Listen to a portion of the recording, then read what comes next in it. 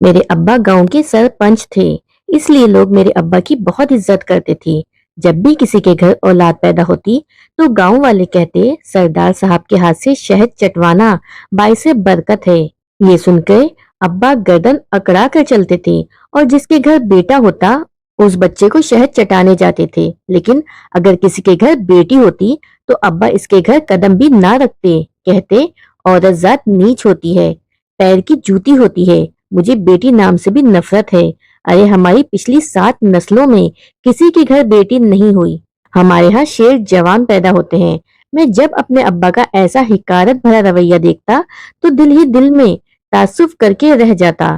میں تعلیم یافتہ تھا، شہر سے پڑھ کے آیا تھا، میری خواہش تو یہی تھی ایسی دقیانوسی سوچوں اور رسموں کو ختم کر دوں، لیکن میرے اپنے والد ہی ان باتوں کو مانتے تھے، میرا ساتھ کبھی نہ دیتے تھے۔ پھر میں نے آج تک اپنے ابا کے سامنے نظر اٹھا کے بھی نہیں دیکھا تھا۔ مجھے یاد آنے لگا کہ جب میں 8ویں جماعت میں پڑھتا تھا، ابا کا روز کا معمول تھا وہ اماں سے ہر وقت جھگڑا ہی کرتے رہتے تھے۔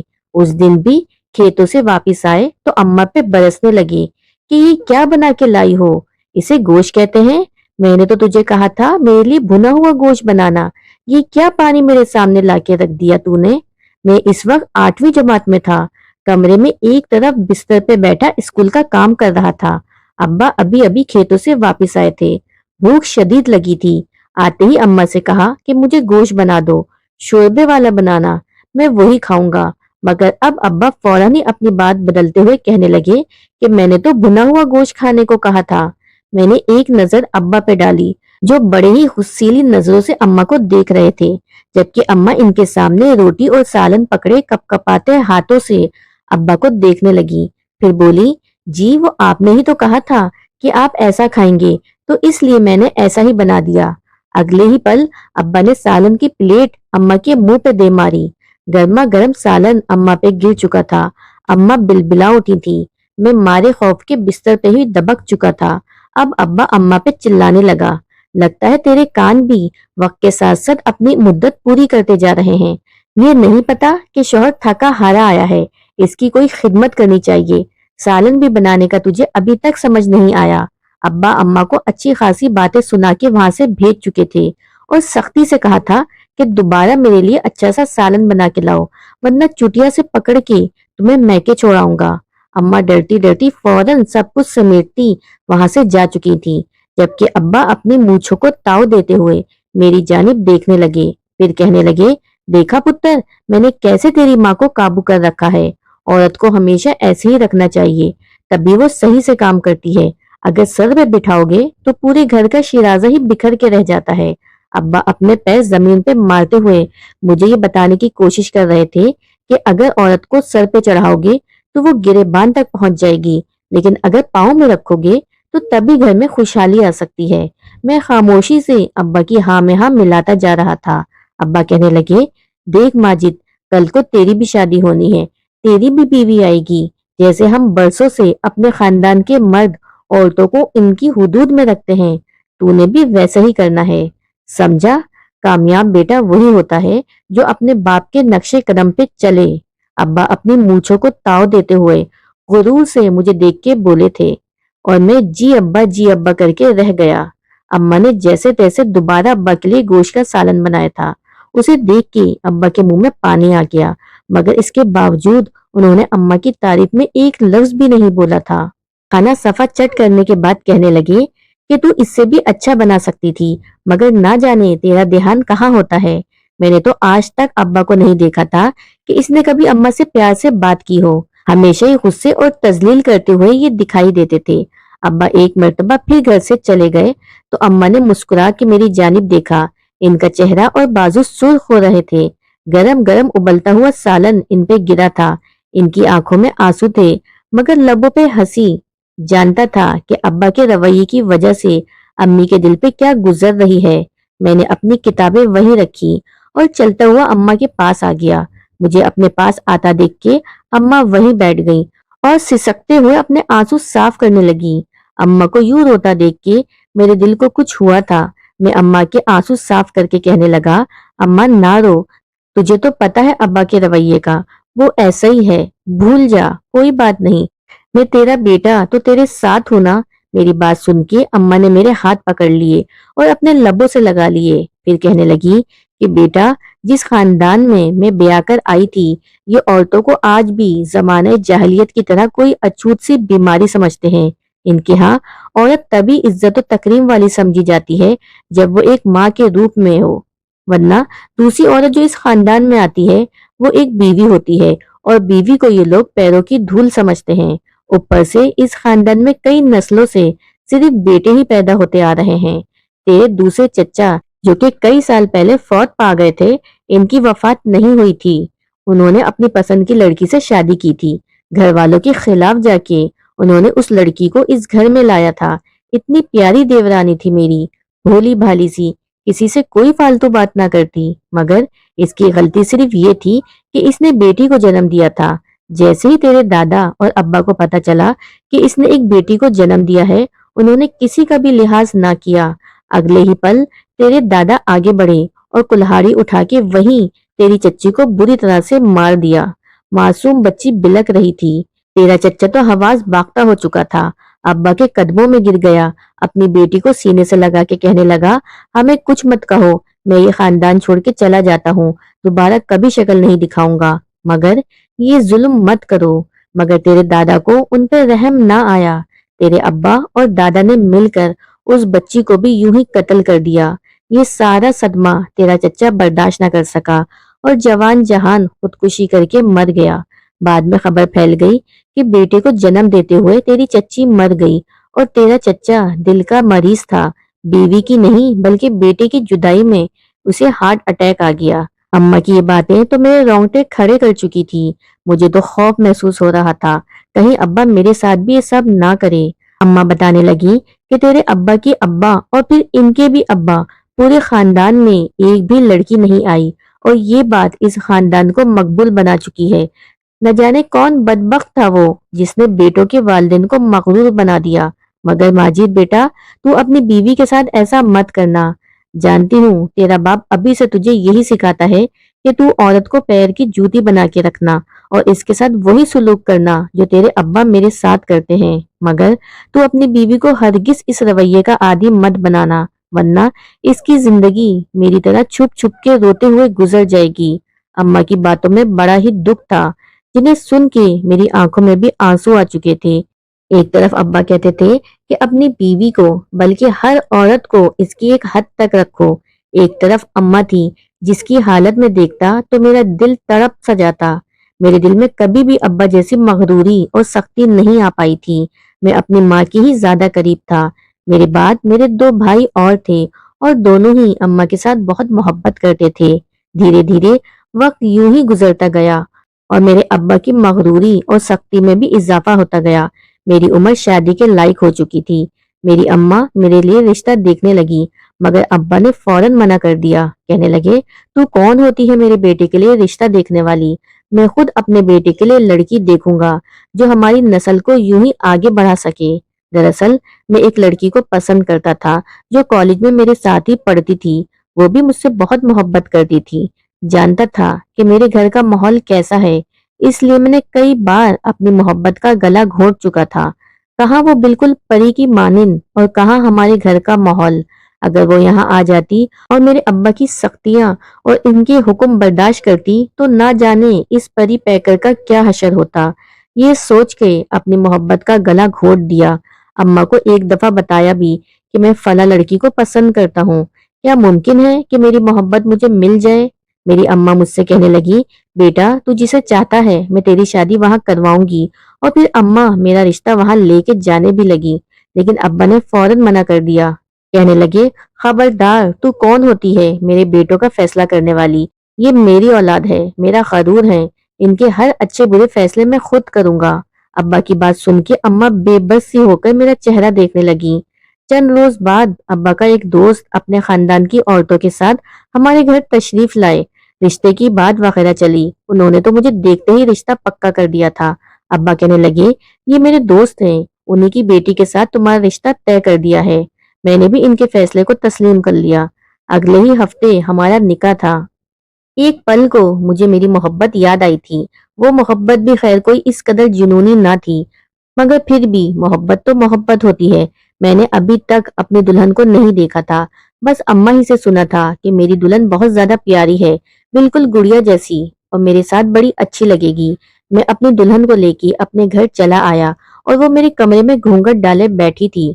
जैसे ही इसका घूंघट उठाया तो एक पल को मुझे धचका सा लगा, क्योंकि ये तो वही लड़की थी जिससे मैं मोहब्बत करता था। महक मेरे सामने थी और मुझे अपनी किस्मत पे यकीन नहीं आ रहा था। समझ नहीं आ रही थी कि खुशी का इजहार करूं या हैरत का। ये तो सचमुच मेरी किस्मत में लिखी जा चुकी थी। वो भी मुझे यूं देखकर हैरत में मुबतला हो गई थी। हम दोनों की इस वक्त क्या हालत थी, ये सिर्फ हम दोनों ही जानते थे। ये तो एक इत्तेफाक था कि मेरी मोहब्बत मुझे मिल चुकी थी, लेकिन इसके बाद जिस कदर परेशानियां हमारे ऊपर मंडलाने लगी, हमने कभी ख्वाब में भी नहीं सोचा था। मैंने बहाने से अम्मा को भी बता दिया था कि अब्बा ने मेरी शादी मेरी पसंद की लड़की से ही करा दी है, तो अम्मा भी हमें देख के खुश हो गईं। मगर महक ने जब मेरी अम्मा की हालत देखी तो मुझसे सवाल करने लगी कि तुम्हारी अम्मा इस कदर डरी सहमी क्यों रहती हैं? इनके चेहरे पे ये नील के निशान कैसे हैं? यही सवालात तो थे जो मुझे बेबस कर रहे थे, और मैं कहने लगा, नहीं कुछ नहीं, बस वक्ती चोटें हैं, ठीक हो जाएंगी। अभी यही बात चल रही थी कि मेरे अब्बा की गरजदार आवाज गूंजी, इधर आओ महक। महक बाहर आ गई तो अब्बा इससे कहने लगे कि आज के बाद इस घर की सारी जिम्मेदारी तुम पर है। मुझे किसी भी किस्म की कोई कोताही नहीं चाहिए। वो अपना सारा टाइम टेबल महक को बताने लगे, और महक हैरत से मेरा चेहरा देख रही थी। इसे तो आए हुए जुम्मा जुम्मा 8 दिन नहीं हुए थे और अब्बा ने अपना असल रूप दिखाना शुरू कर दिया था। मेरे कहने पे महक चुप ही रही थी। शादी को 2 माह गुजरे कि एक रोज अब्बा ने मुझे अपने पास बुला के कहने लगे, बेटा, अभी तक मुझे कोई खुशखबरी क्यों नहीं मिली?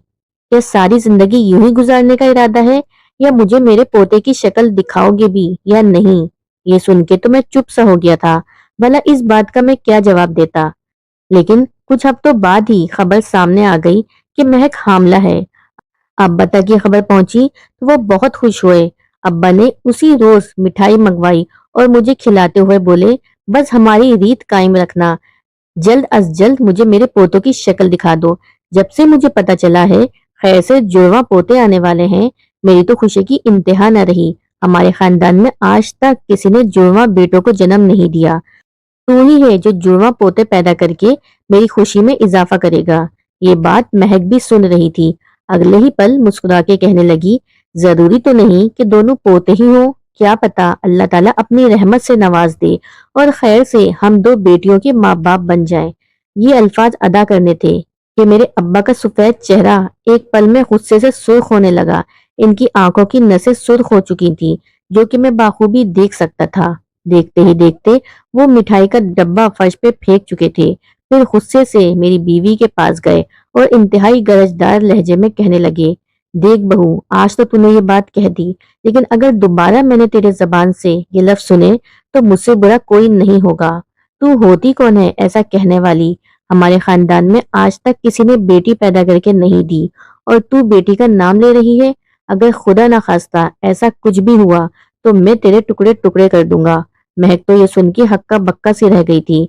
वो शहर से आई थी, वो कहाँ ऐसे माहौल की आदी थी। वो मुझे देखने लगी कि शायद अब्बा की इस तरह की धमकी पे मैं जरूर कुछ बोलूंगा, लेकिन मैं भी गर्दन झुका के नजर बदल गया था। ये सब देख के तो महक रोते हुए अपने कमरे में चली गई। जब मैं कमरे में आया तो कहने लगी, ये सब क्या है? तुमने मुझे पहले क्यों नहीं बताया माजिद कि तुम्हारे वालिद को बेटियों से इतनी नफरत है? ये तो फितरी सी बात है कि बेटा या बेटी का होना ये सब मेरे इख्तियार में तो हरगिज नहीं है। मैंने कहा, तुम दुआ करो बेटा ही हो। महक मेरी बात सुन के मुझे ताज्जुब से देखने लगी। हमारे यहाँ पिछली 7 नस्लों से कभी बेटी नहीं हुई, और अगर मेरे घर बेटी हो गई तो मेरा बाप उन्हें गला घोट के मार डालेगा।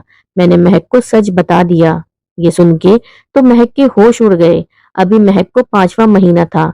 बस गांव की लेडी डॉक्टर ने यही बताया था कि जुड़वा बच्चों की माँ बनने वाली हो। मेरी बीवी के साथ अजीबो गरीब किस्म की रस्में की जाने लगी।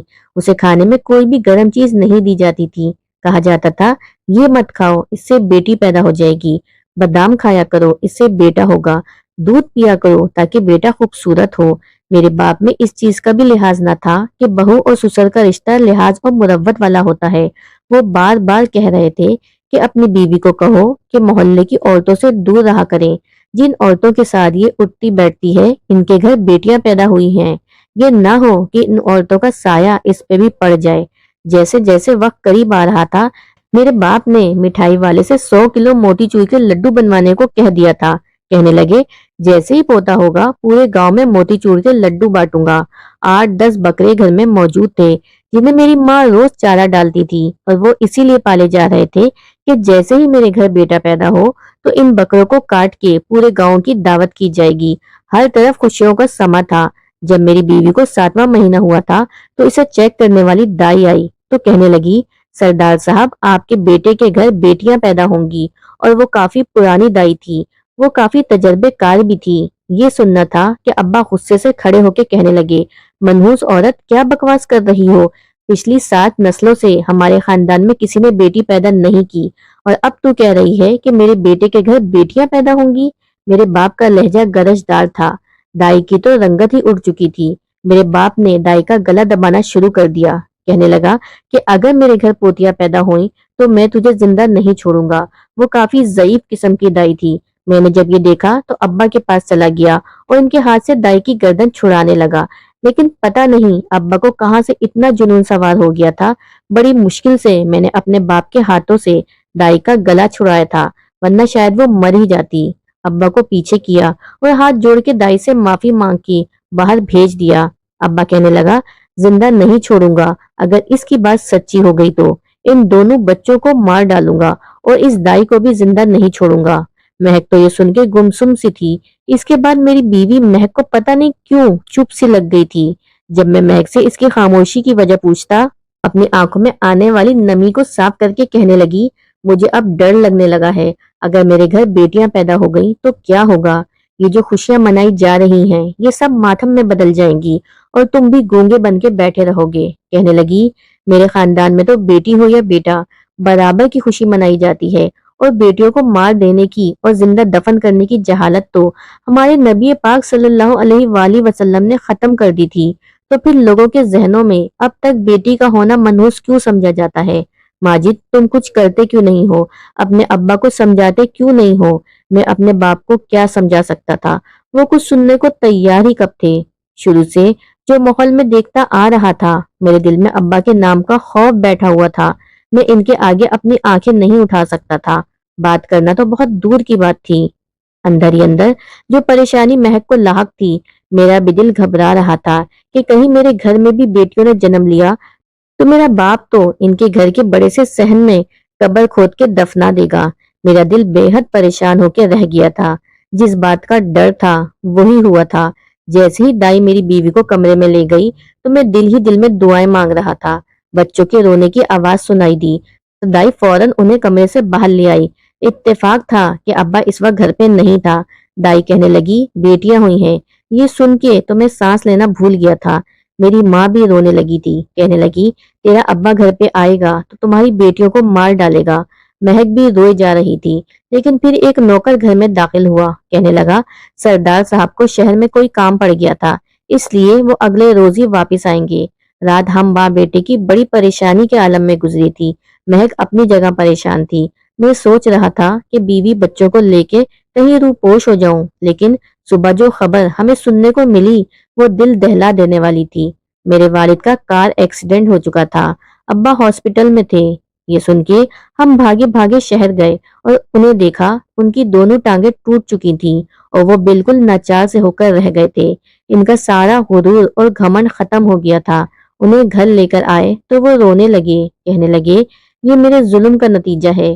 میں نے عورت کو پیر کی خاک اور جوتی سمجھا تھا، آج میرے رب نے مجھ سے پاؤں ہی چھین لیے، کیونکہ عورت انسان ہے۔ مجھے یہ بات سمجھنی چاہیے تھی۔